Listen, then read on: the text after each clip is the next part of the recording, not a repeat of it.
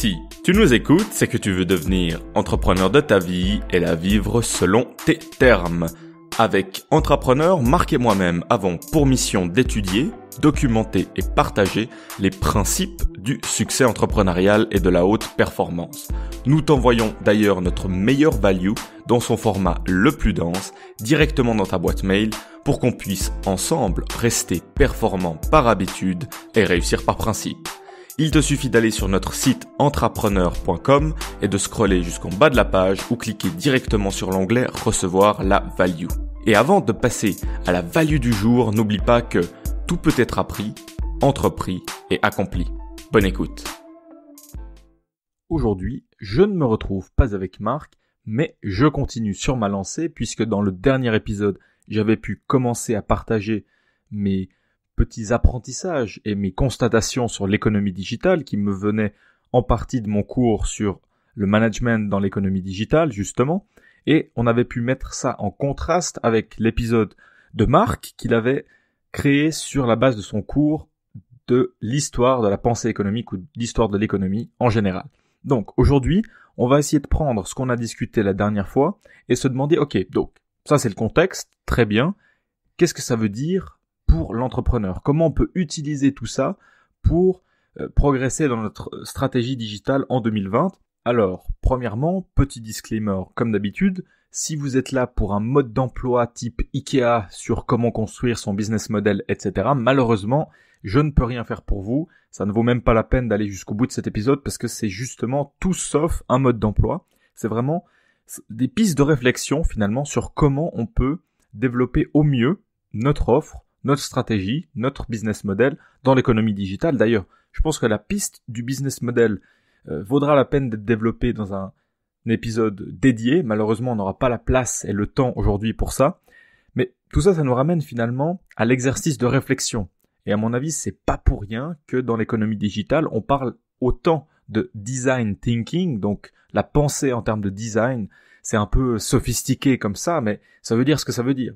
Dans le contexte qu'on a évoqué dans le dernier épisode, donc de volatilité, d'incertitude, d'ambiguïté, de complexité, etc., on n'a plus de réponse facile et logique et évidente. On est tout le temps dans la réflexion, ce que je trouve fantastique, mais ce qui nous rend la tâche un petit peu plus dure. Donc mon intention aujourd'hui, c'est simplement de stimuler vos idées sur la base desquelles vous pourrez développer vos projets.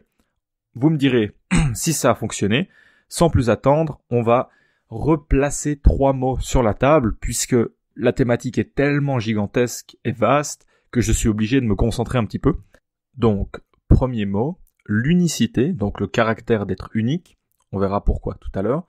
Et les 2 prochains mots, la flexibilité et la personnalisation, c'est ce qu'on a traité dans l'épisode précédent. Le constat que dans cet écosystème finalement fragile et instable, l'entreprise et l'individu, l'entrepreneur sont obligés d'être flexibles. C'est pour ça qu'on parle d'itération, on parle d'innovation ouverte, on parle d'agilité, etc. Et on est aussi obligé d'être dans la personnalisation ultime. C'est pour ça qu'on parle de remettre l'utilisateur ou le client au centre du processus pour vraiment faire de l'expérience utilisateur, de l'expérience du client, etc. Et dernier mot un petit peu bonus, ça va être l'humanisation, juste de rendre tout le processus humain, puisque ce qu'on dérivera tout à l'heure, c'est que finalement, si on n'établit pas cette connexion, on va être perdu dans la masse. En tout cas, c'est ce que j'ai réalisé jusqu'à maintenant. Dernier point avant qu'on commence, je voulais juste repréciser notre définition, ou en tout cas notre interprétation de la stratégie, qui a été fortement inspirée de Warren Buffett pour ma part. Et il parle souvent, quand il veut acheter une entreprise ou investir dans une entreprise, vu qu'il est évidemment un investisseur de grande renommée, il parle toujours de cette notion un petit peu de château, de fort imprenable. Lui, il cherche à avoir justement cet établissement avec des murailles. C'est pas à la portée des agresseurs, donc qui seraient les concurrents ou le marché en général. Et j'ai l'impression que de nos jours, beaucoup de gens s'orientent plutôt vers le manoir instagrammable, mais qui est lui pas forcément protégé. Et c'est vraiment la perspective que j'aimerais amener, c'est vraiment de créer quelque chose de peu ou pas reproductible pour vraiment être tranquille fondamentalement, même si on sait que le château va toujours devoir être renforcé et peut-être on va mettre des ronces, on va construire un lac autour, enfin peu importe. D'un point de vue stratégique, ça m'inspire pas mal. Créer quelque chose d'imprenable.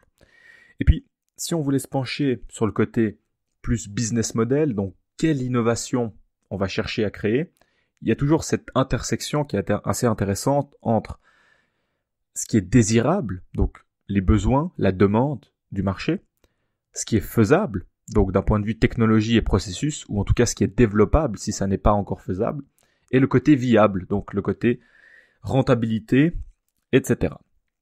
On peut ramener ça au côté plus développement personnel, ou même Ikigai pour la perspective japonaise, ce pourquoi je suis passionné, ce pourquoi je suis compétent, et ce pourquoi je peux être payé. Ça c'est très synthétique, mais ça nous donne une première piste pour développer un business model. Après, toujours le débat, est-ce qu'il faut être passionné, etc.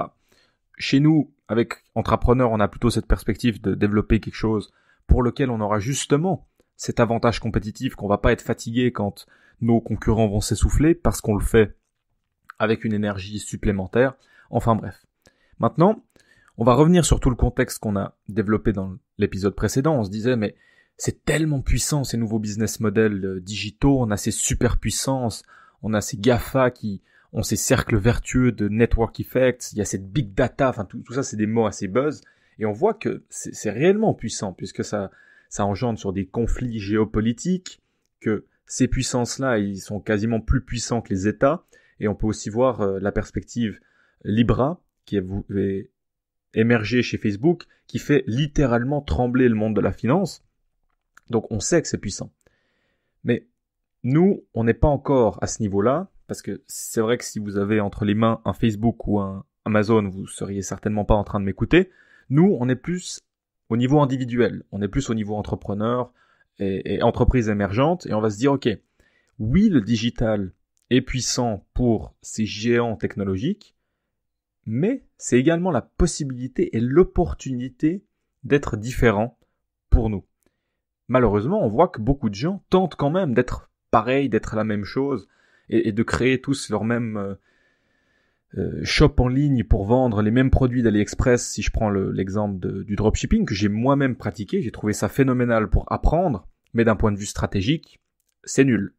Ça c'est clair. Après, on peut le développer plus loin, évidemment, mais le modèle de base qui est mis en avant et testé à grande échelle, c'est pas ce que je veux développer, en tout cas pour ma part. Maintenant, le constat super intéressant que j'ai lu dans mon cours et je l'avais pas visualisé comme ça jusqu'à maintenant, c'est qu'il y a une énorme différence entre ces grandes entreprises établies et plutôt la perspective start-up. Alors, on ne s'identifie pas forcément à la perspective start-up, mais on peut se mettre dans ce panier, on va dire, d'entreprises émergentes. C'est que la grande entreprise a un business model qu'elle a réussi à exploiter et à exécuter avec succès.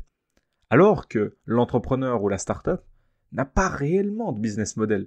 Et pour revenir à ce grand mot à la mode qui est big data, donc cet amas de données grandissant qui fait la puissance des géants technologiques, évidemment qu'on peut surfer dessus, on peut aller sur l'algorithme Google ou Facebook pour faire des publicités, on a un petit accès à ça, mais j'aimerais qu'on s'intéresse à small data.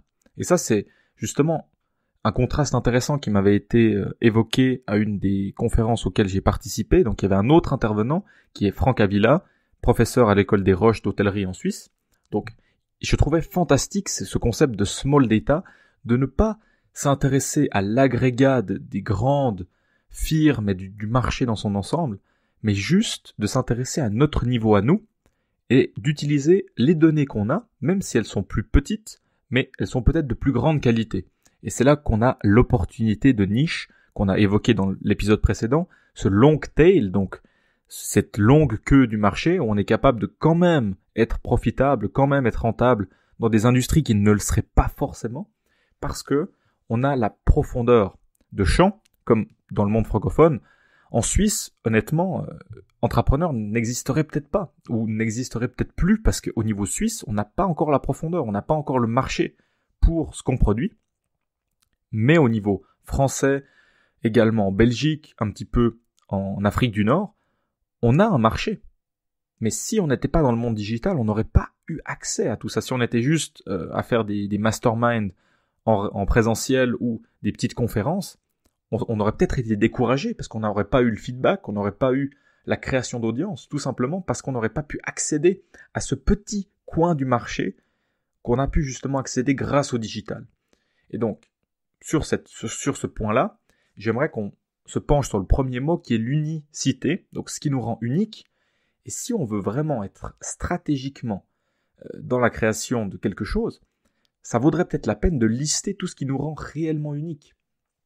Avec Marc, je me rappelle avoir fait en partie ce genre d'exercice parce qu'on regardait quelle perspective on avait sur l'entrepreneuriat et la haute performance, on regardait ce qui se faisait déjà et on se disait « Ah, intéressant ». Évidemment, en Suisse, il y avait personne qui faisait ce qu'on fait en français parce que c'est pas encore développé. Mais plus intéressant encore, on a vu que cette intersection entre l'académique et le pratique était un peu inexistante. Soit les gens étaient vraiment des pratiquants, ils étaient sur le terrain et ils passaient beaucoup moins de temps à réfléchir aux concepts et aux principes. Ils étaient plus la tête dans le guidon finalement. Où on avait les grands académiques, les grands experts, mais qui n'étaient pas forcément à l'aise à communiquer, à transférer leur expertise. Et nous, alors évidemment, je schématise, mais on se sentait bien au milieu. Et c'est là où on a pu mettre en place différents éléments distinctifs et différenciés. Alors on va pas faire toute une liste, parce que c'est pas le but non plus, mais on sait qu'on est capable de créer quelque chose qui est pas vraiment reproductible, parce qu'on a toute cette quête, des principes, tout ce... Finalement, c'est un peu de storytelling aussi, mais tous nos deux profils qui viennent ensemble pour aller interviewer quelqu'un, enfin, c'est tout un schéma qui est très difficile à reproduire. Et ce qui va nous intéresser aussi dans ce côté de l'unicité, c'est le commandement de contrôle qui nous vient des livres de MJ DiMarco, comme d'habitude. Et justement, ça, c'est intéressant parce que le small data, par rapport au big data, on peut en être propriétaire. Je m'explique. Quand je fais des pubs sur Facebook ou sur Google, etc., évidemment, je surfe sur Big Data, mais tout ça ne m'appartient pas. Je paye un certain montant pour accéder à ci ou ça, ou à distribuer tel ou tel contenu, très bien. Je peux générer un petit peu de données sur mon Facebook Ads, très bien aussi, mais ça ne m'appartient quand même pas. Je suis à la merci des algorithmes, je suis à la merci des changements de politique, etc. Alors que quand j'ai mon propre site web, quand j'ai mon propre e-commerce, quand j'ai ma propre liste d'emails ou de numéros de téléphone ou même d'adresse physique pour un concept phygital qu'on abordera tout à l'heure, donc ça c'est vraiment important. Non, on n'aura pas l'échelle des grands joueurs de ce monde, mais on peut être propriétaire de notre petite donnée à nous. Et pourquoi c'est intéressant ? Parce que si on dézoome du pur marketing tactique, etc., et on s'intéresse plus à la communication au niveau holistique, au niveau interaction humaine, eh bien, plus on en connaît sur quelqu'un, et plus on peut lui faire plaisir et le surprendre. Et c'est là que les nouveaux modèles pour apprendre à connaître notre audience et à modéliser notre audience, ce sont notamment les modèles mentaux et les personas. On n'est plus du tout dans les critères démographiques, comme d'habitude, de tel à tel âge, habite à tel ou tel endroit. Non, non, non. On va s'intéresser aux croyances, au système de comment on pense le monde, comment on pense que le monde fonctionne. C'est tous ces modèles mentaux. Et évidemment, quand, avec Marc, on fait un épisode comme celui-ci ou les deux derniers un peu plus académiques, on se met en tête, oui, alors la personne qui va nous écouter aura certainement un peu plus des tendances académiques comme nous, donc aura structuré sa pensée un petit peu dans le même sens, etc., etc. Donc, évidemment, on n'a pas fait une analyse formelle avant de faire chacun de ces épisodes, mais intuitivement, c'est ce qu'on peut faire. Et après, pour notre entreprise, pour notre concept, on peut aller bien plus dans le détail et vraiment se demander, ok, quelles sont les valeurs de la personne à qui je m'adresse ? Quelles sont les valeurs de mon entreprise ou de ma création de valeur en tant qu'individu, etc. Donc, là, on est vraiment dans le deuxième mot, plutôt la flexibilité, ou même le troisième, la personnalisation. On veut humaniser tout ça. On a notre small data, donc notre petite collecte de données sur la base de nos initiatives, et même si l'échelle sera réduite, on peut en extirper beaucoup de valeur, parce qu'on pourra apprendre à connaître nos utilisateurs. Et ce qui est de plus en plus intéressant, c'est de s'adresser aux utilisateurs qui sont eux-mêmes innovants dans le contexte de notre produit, de notre service. On appelle ça des lead users. Donc, c'est un utilisateur qui sent ou qui perçoit les besoins avant même que le marché réalise qu'il en a besoin. Et ça peut être extrêmement intéressant quand on développe une application ou un jeu vidéo ou peu importe, et qu'on se rend compte qu'on a quelques utilisateurs qui font quelque chose de vraiment intriguant avec ce qu'on leur a donné. Et donc, ça nous permet d'être plus malléable dans notre création du processus, et c'est là que l'innovation ouverte entre en jeu. Et c'est là qu'on fait participer les parties prenantes, comme je fais personnellement dans des industries plus traditionnelles, on peut faire participer les fournisseurs ou les producteurs. Ensuite, en tant que commerce de détail, on peut intégrer le storytelling des deux parties, créer une histoire ensemble. Pareillement, on peut aller sourcer des idées au niveau des fournisseurs ou des producteurs. Qu'est-ce qui serait le plus intéressant à produire? Qu'est-ce qui serait le plus rentable? Qu'est-ce qui serait le plus écologique? Qu'est-ce qui serait le plus éthique? Enfin, peu importe. Et on peut vraiment prendre un grand bocal et collecter les idées des uns et des autres. Et ça ouvre justement ce qu'on disait, hein, l'entreprise, l'organisation devient plus flexible, elle s'ouvre au monde, et on peut commencer à faire de la co-création. Ça, c'est un mot qui est extrêmement à la mode de nos jours. Tout ça, évidemment, ça nous fait penser à quoi? Ça nous fait penser à tout ce qui est crowdsourcing, donc justement, aller chercher des idées dans les communautés, etc. Alors, évidemment, je ne donne pas des méthodologies pour le faire, parce que c'est pas le but de cet épisode, c'est juste de passer en revue toutes les tendances qu'on peut voir dans l'économie digitale. Pareillement, le crowdfunding, donc se faire financer par notre communauté, etc., etc. Donc là, on voit bien que ce qui va nous intéresser, c'est d'être unique en tant qu'entrepreneur et entreprise, créer quelque chose de distinctif et non reproductible, si possible. Et pour ce faire, on peut justement jouir d'une certaine flexibilité et aller demander à nos parties prenantes, finalement, à nos stakeholders, je sais pas comment on dirait ça en français, pour jouer avec nous à ce jeu de co-création et finalement de créer quelque chose qui non seulement est unique, mais en plus qui intègre notre communauté ou notre base de clients. Et finalement, alors là, on est plus qu'unique. On est justement la seule possibilité, parce que si un client s'engage dans la création, dans la co-création avec nous, la question d'aller voir la concurrence ensuite n'est même plus imaginable, puisque on a créé ce lien. Et en parlant de lien, mon point suivant justement à ne pas oublier, plus il y a de technologie et plus on raffine nos processus d'influence finalement ou de productivité, finalement tout est dirigé à l'esprit humain, tout est dirigé vers l'humain en tout cas. J'espère que ça va le rester. Mais donc ce qui nous intéresse, c'est que même si on est noyé dans le contexte digital, on est toujours dans le relationnel, même s'il y a beaucoup plus d'étapes avant le relationnel, peu importe. Amazon, fondamentalement, c'est quand même quelqu'un qui produit quelque chose à un endroit, et nous qui le recevons. Alors, au milieu, c'est un peu complexe comme système, et c'est pas forcément clair ce qui se passe, mais peu importe.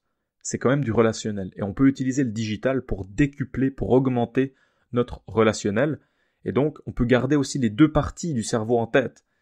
J'étais très fier de ce jeu de mots quand j'ai écrit ça sur mon draft, mais finalement c'est qu'on a notre cerveau gauche qui est rationnel, qui pense en termes de métriques, vraiment, voilà, qu'est-ce qui est tangible, qu'est-ce qui est logique, et on a notre cerveau droite qui est plutôt du côté émotionnel, intuitif, et lui qui perçoit plus la valeur finalement.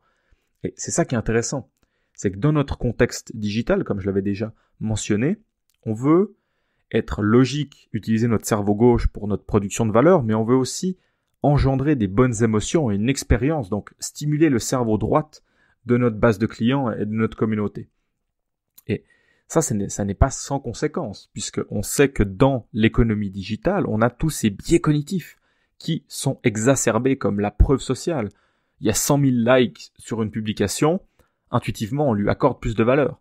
Ou le biais de l'instantanéité. De plus en plus, on pense que tout est instantané. Et si on doit attendre 3 secondes pour qu'une application s'ouvre, je pense qu'on l'a déjà désinstallée avant qu'elle puisse s'ouvrir. Et aussi le biais de contraste. Quand on a l'habitude de voir, je sais pas, que des publications à 100 000 likes, si on en publie une et qu'elle fait que 30 likes, j'en sais rien, c'est un peu un exemple simpliste, mais finalement, on sait plus si 30, ça nous paraît peu, mais on sait plus vraiment contre quoi on devrait le mesurer. Et c'est là que on a aussi le biais cognitif ou simplement l'influence négative des réseaux sociaux et du digital, puisqu'on peut baigner dans le monde des autres si facilement, on a toujours l'impression de rater quelque chose, de pas avoir une vie à la hauteur, etc. Et ça s'appelle FOMO, Fear of Missing Out. Et c'est un problème, en fait, dans l'économie digitale également. Donc, là, on voit bien que oui, c'est digital, oui, c'est technologique, oui, c'est du business, mais fondamentalement, c'est quand même de l'esprit humain. Et il y a des côtés positifs et des côtés négatifs. Et donc, nous, ce qui nous intéresse, c'est justement que les gens n'achètent plus du tout un produit ou un service de nos jours. Ils achètent toute une expérience. Et c'est pour ça qu'on s'intéresse à l'expérience client, l'expérience utilisateur, tout ce qu'on a déjà mentionné. Et donc, c'est une nouvelle opportunité d'unicité pour nous. Parce que non seulement on peut être unique en tant qu'entité, c'est-à-dire notre personnalité, soit en tant qu'entrepreneur, soit en tant qu'entreprise, notre ensemble de valeurs, de principes, ce qu'on met en avant en termes de création d'images, de marques, etc. Donc là, on peut déjà être unique. Ensuite, si on travaille suffisamment bien avec notre réflexion, notre innovation, la création d'un business model, finalement, on peut avoir un service ou un produit qui est unique et non réplicable. Et cette troisième opportunité d'unicité, c'est dans l'expérience, dans son ensemble. On est unique, on propose quelque chose d'unique et on le fait d'une manière unique. Et comme ça, l'expérience rajoute encore une étape, rajoute une couche d'unicité et de remarquabilité qui ne permettra pas aux autres de faire la même chose. Donc, juste pour se pencher 2 secondes sur le côté expérience client, on peut distinguer 2 facettes. Le côté utilité, vraiment à quel point c'est ergonomique, ça fait le job qu'on voulait que ça fasse, et finalement ça produit des résultats, c'est tangible, etc. Et il y a le côté expérience, donc on serait plus dans l'émotionnel, dans la sensation, l'intuitif, etc. Et si on combine les deux avec une utilité exceptionnelle, ça fait vraiment ce que c'était promis que ça fasse, et en plus l'expérience est bonne, on est encore plus remarquable. Donc, évidemment, là on est encore une fois dans la théorie, mais je pense que c'est intéressant d'accumuler comme ça des concepts qui sont pertinents de nos jours pour réfléchir à ce que nous on pourrait faire. Pour ma part, j'ai une préférence que je partage maintenant, c'est le phygital, donc la convergence des 2 mondes, physique et digital. Finalement, c'est le monde physique et le monde digital qui ne sont plus tellement dissociés. Et ça me paraît intéressant sur le long terme. Pourquoi ?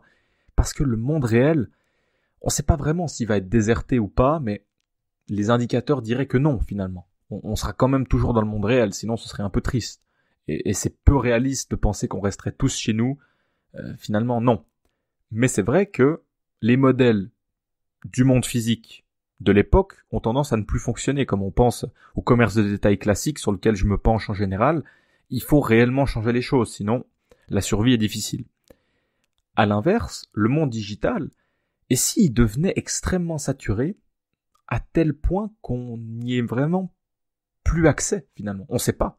Parce que là, on est au tout début, on est dans l'émergence. Alors nous, on est très contents de pouvoir diffuser notre message, mais admettons qu'en 2030, notre message soit évincé parce que finalement, on n'aurait pas la puissance pour le déployer, ou on n'aurait pas créé l'audience suffisante, ou on n'aurait pas l'infrastructure financière, j'en sais rien.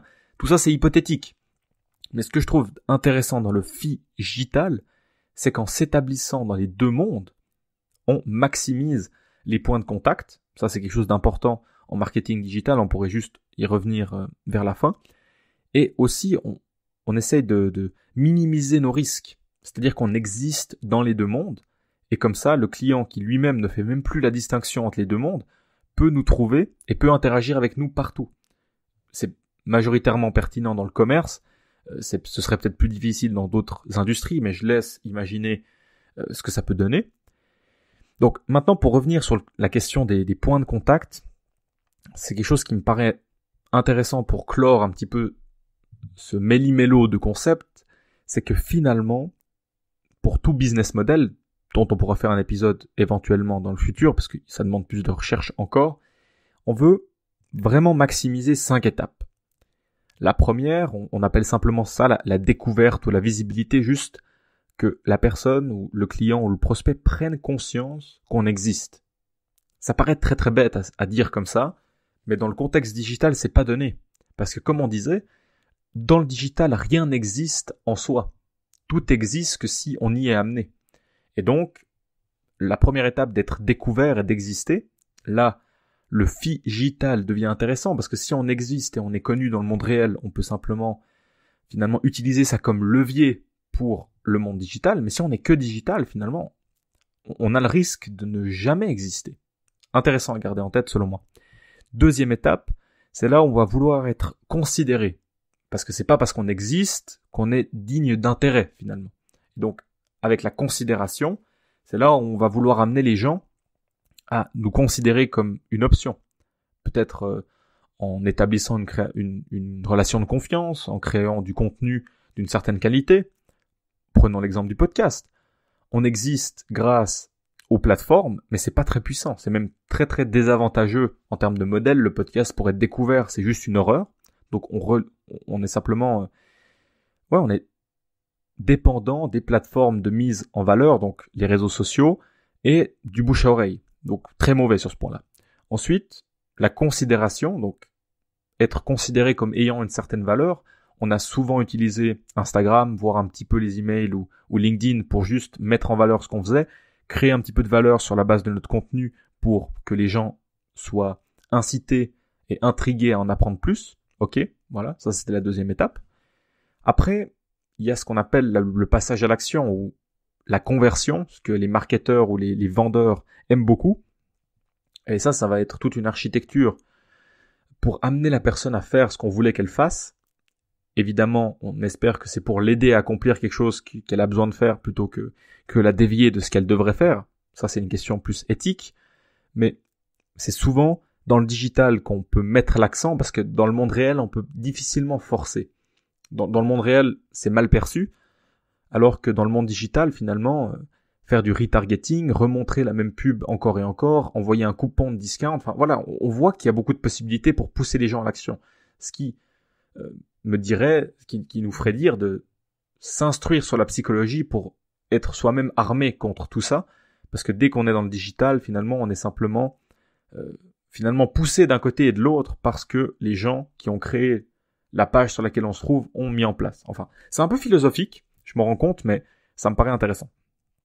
Ensuite, il y a le côté, finalement, loyauté. Et ça, c'est pas donné. C'est pas parce qu'une fois l'action a été engendrée qu'elle va être répétée. C'est comme nous. Je suis sûr que certaines personnes ont écouté un épisode et se sont dit, ouh là là, ces types, ils sont trop académiques.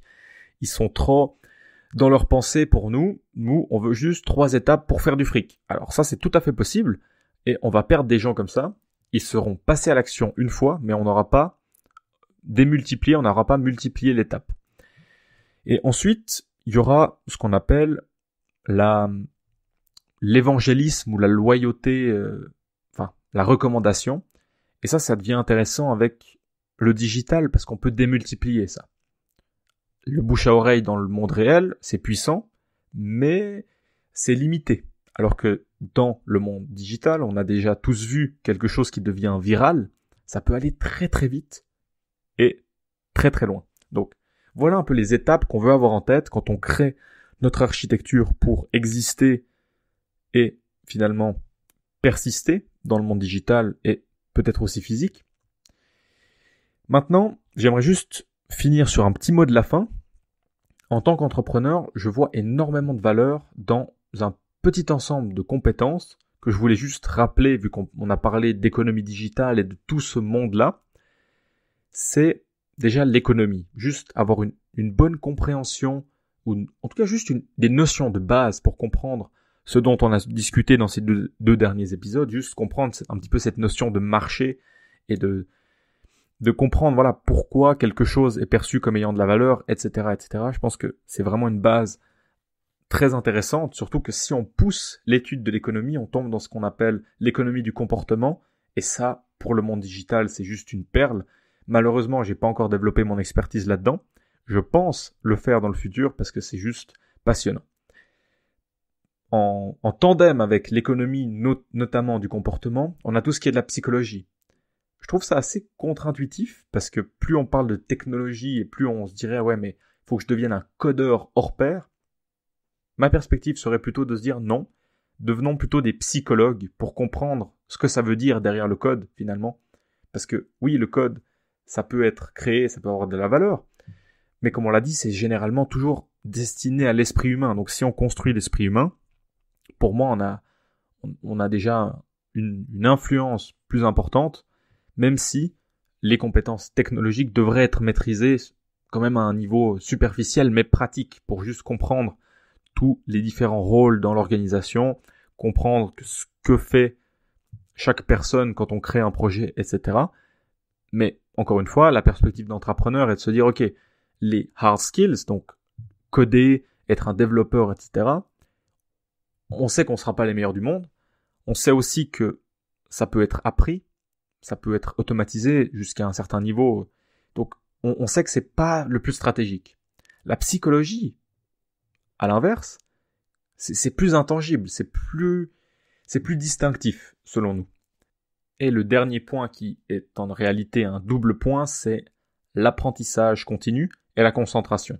Puisque j'avais fait mon dossier académique sur la thématique de l'automatisation et de l'intelligence artificielle et son impact sur le marché du travail, j'avais vraiment investigué le sujet. On se rend compte que finalement, c'est pas du tout la substitution, le danger. On aura toujours quelque chose à faire.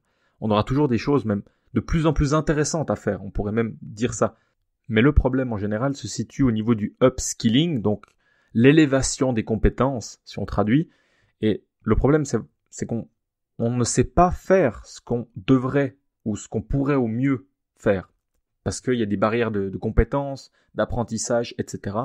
Et pour apprendre, eh bien, évidemment, on peut apprendre de plus en plus pour apprendre de plus en plus. Ça, c'est un peu la théorie constructiviste de l'apprentissage où on crée de la nouvelle connaissance sur la base des petits blocs qu'on avait posés au préalable, mais surtout la concentration. Parce que tout ce contexte digital qu'on a évoqué, c'est stimulant, etc., mais c'est vraiment néfaste pour la concentration. On en a déjà parlé à de nombreuses reprises. Donc si on est capable d'apprendre constamment, de se concentrer au bon moment et de déployer toutes ces connaissances que j'ai juste effleurées là dans ce sujet, mais qu'on est capable d'être concentré et d'être dans l'apprentissage et de développer son projet, je pense qu'on est vraiment bien parti.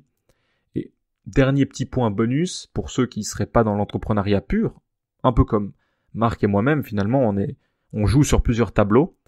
C'est très intéressant de voir que la valeur de la perspective entrepreneuriale augmente.